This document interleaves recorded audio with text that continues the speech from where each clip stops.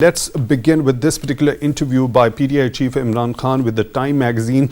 As I have just quoted one thing from this particular thing, it has held former Prime Minister Imran Khan responsible for the current economic woes Pakistan is faced with. The first and the foremost reason it gives is the revolving door of finance ministers. What sort of an impact do you think did it have with a revolving door of the finance ministers during the Pakistan Tehreek-e-Insaf tenure?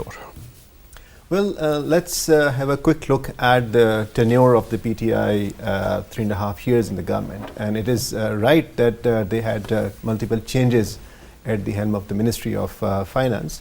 But I think what is more important also is to look at the changes in the policies within the tenure itself.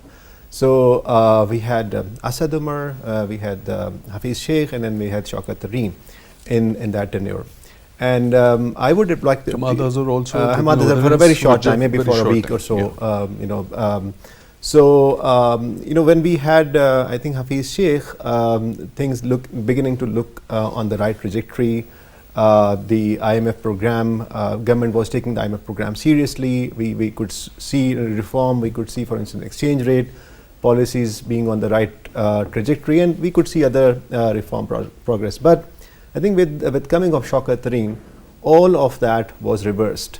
And that was this yearning for the votes, for populism, that then government, Shaukat Tareen and Prime Minister, of course, Imran Khan, then announced freezing of petroleum prices till for a few months.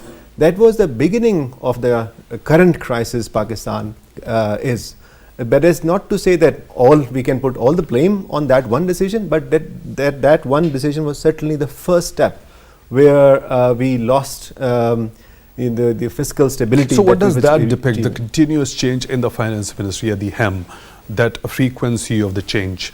I mean, well, that change depicted that that always depicts one thing, that whatever government is in the power, it does not have a clear plan what to do.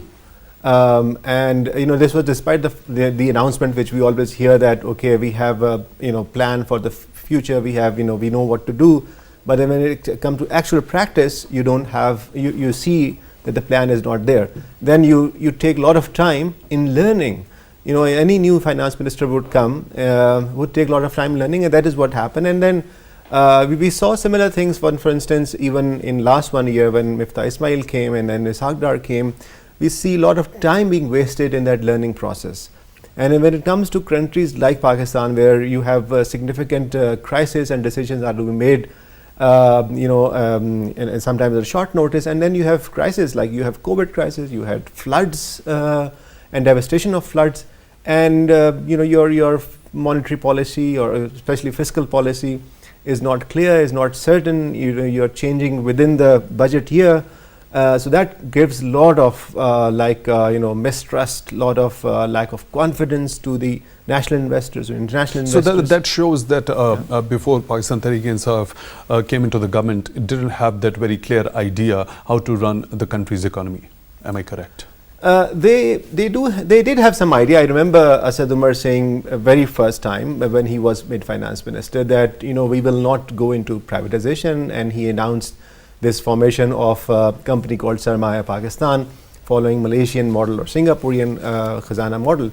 Now, to say it that we will not do privatization and we will do maybe corporate restructuring, corporate governance is one thing, and to really understand it and run it is totally something else. So that plan totally failed. So there were maybe some of these notions which they have in their minds, but I think the reality was very different.